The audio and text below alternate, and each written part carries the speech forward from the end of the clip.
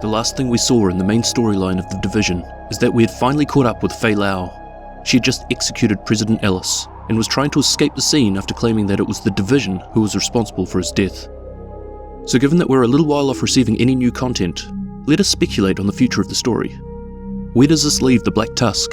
Have the remainder of the Division agents gone rogue? And what is Natalya Sokolova's next move?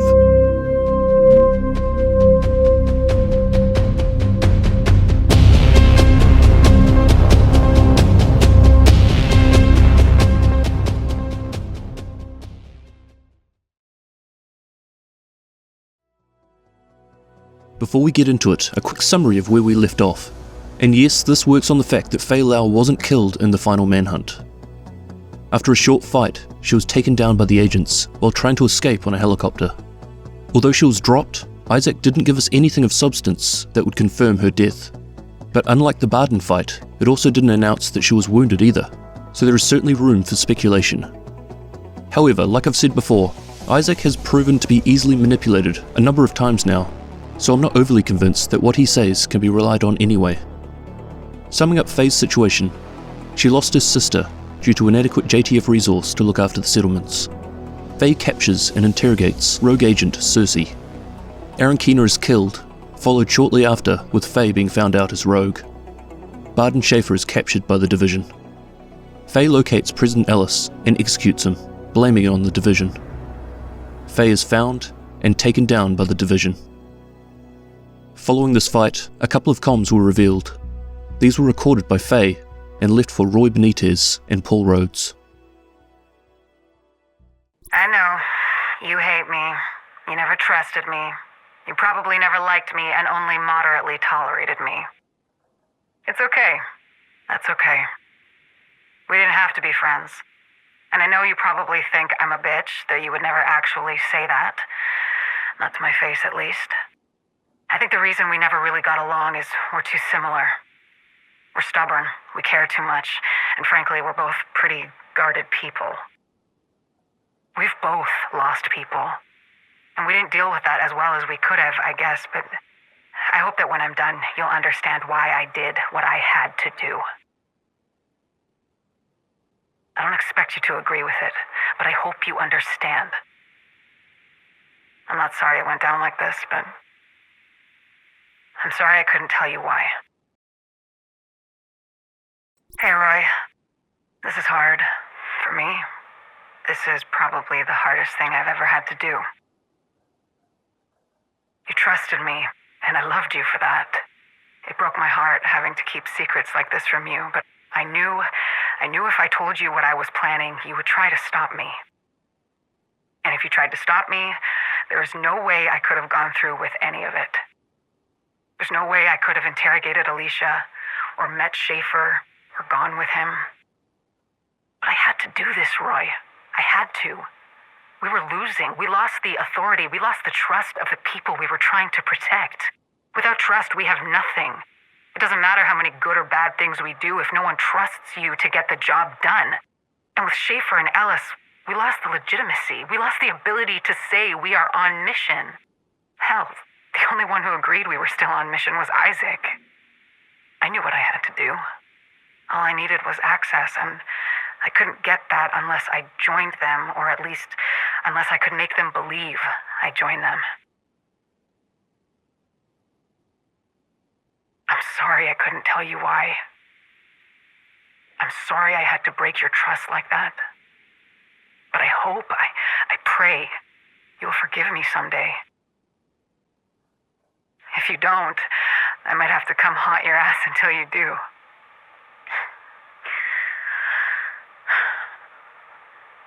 Lau out. There is no reason why she would bother recording these, if she was in fact a full-blown rogue agent, defecting against the Division.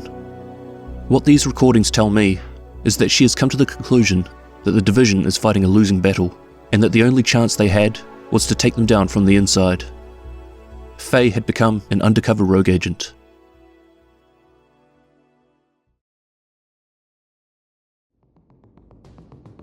So why did Faye kill President Ellis and blame his death on the Division? Faye hasn't lost hope in the government. she still strongly believes in the Division's mission of saving what remains.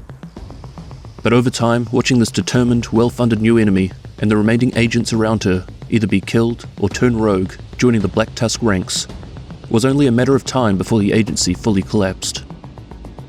The only one left in the government is corrupt and has joined the other side. The chain of command is broken. It was up to her to take him down before he was used to bring the general populace over to their side. Faye would go undercover and eliminate Ellis after gaining enough trust to get close to him. This is our chance to shape history. I couldn't agree more, Mr. President. You said it yourself. Somebody has to step up. I'm willing to take on that challenge. If we're going to get this country back on track, we have to be willing to do things that won't be popular. I know that you and Schaefer had a rather contentious relationship. I hope our collaboration will be more efficient. I look forward to meeting you in person. That can be arranged. Excellent. See you soon, Mr. President. What an asshole. She had to do this alone. Firstly, she didn't know who she could trust anymore, and those she could, like Benitez, wouldn't have allowed her to do this on her own. But she had already lost enough loved ones, and didn't want to be responsible for more of their deaths on her hands. The reason she blamed Ellis's death on the Division agents was to keep her cover from being blown. After all, Schaefer had been captured, but she had since learned of the true force behind the Black Tusk and that it was much bigger than they had originally thought. Natalya Sokolova was still out there, and while she is still around, the threat to the country will never disappear. Yes, it means that the Division has now been burned, likely now to be flagged as a rogue organisation, but as there were so few of them left, and the fact that they were only losing ground to this invading force, it was a sacrifice she had to make. Plus, she has likely come to the conclusion that she can't do this alone. She may be able to bring more of them undercover into the BTSU to help her with the mission. Faye Lau decided that it was up to her to do what no Division agent was able to, and that the only way to do this was to go rogue, join up with the Black Tusk, and take Ellis and the rest of this leadership down from the inside.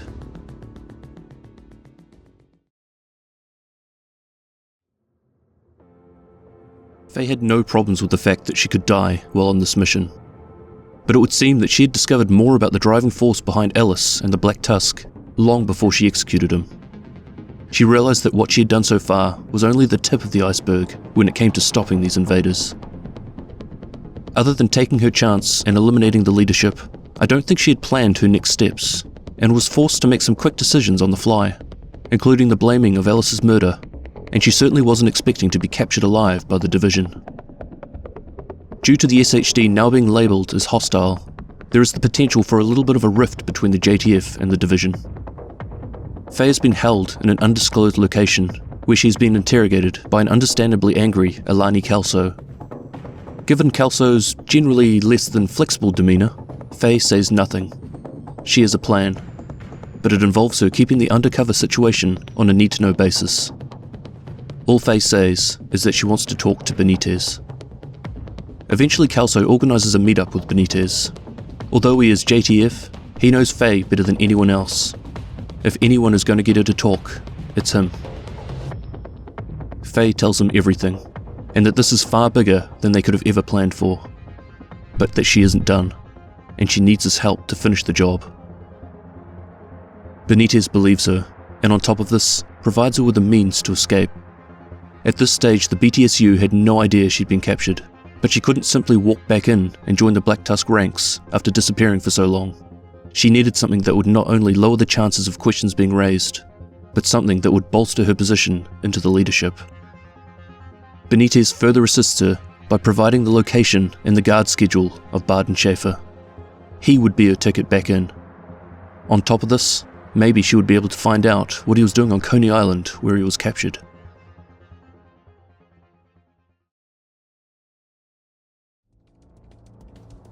After breaking Barden free, Faye rejoins with the Black Tusk.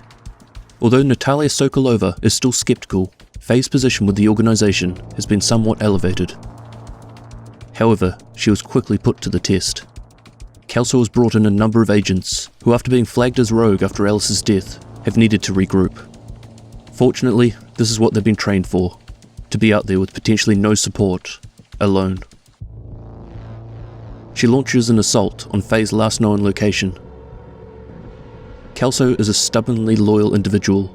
She fights for what she believes is right, but she is also quick to react and can see the world in a somewhat black and white way, so all she is seeing is an agent who was once in a prominent position, turning her back on the people.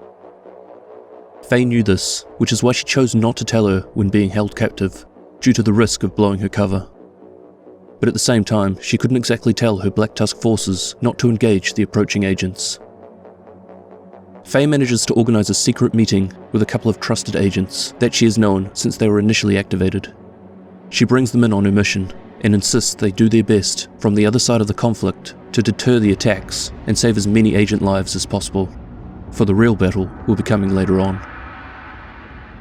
As the former SHD unofficially appointed commander, Kelso didn't take kindly to her plans and orders being constantly questioned and overturned. This led to a division within the division. The following fights would see rogue agents come up against rogue agents.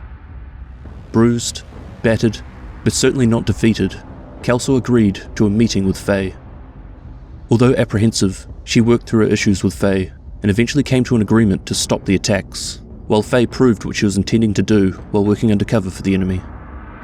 In time, Kelso came on board with the plan, and from here, they were able to orchestrate a number of skirmishes that would solidify Faye's position. Together, Kelso and Faye would effectively control the Black Tusk operations, one from the opposing side, keeping up the illusion, and the other from within their ranks.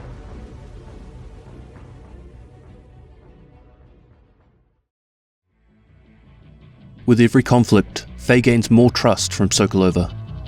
She would also advise Kelso on opportunities to discover intel and break supply convoys. Yet Faye would be able to continue taking locations of interest for Sokolova while keeping the collateral damage to a minimum.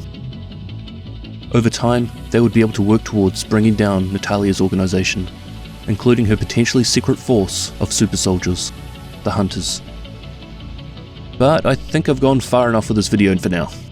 A developer recently talked about the fact that the Division story is far from conclusion, and although I could be way off the mark with this, I'm thinking we're still to see a lot more to come.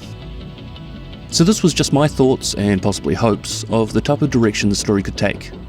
Plus, with the Rogue Wars before Kelso joins with Faye, this could give some actual background to some sort of Last Stand type game mode in the future. Though I could be dreaming a little here. Of course, Faye could have just been killed in her manhunt, and all of this means nothing at all. Regardless, I enjoy speculating.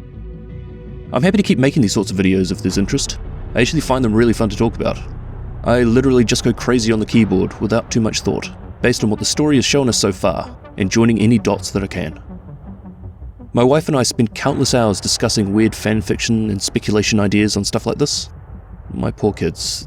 I don't look forward to the day that they realize how nerdy we actually are. Anyway, I hope you enjoyed this video, and I'll catch you in the next one. Cheers!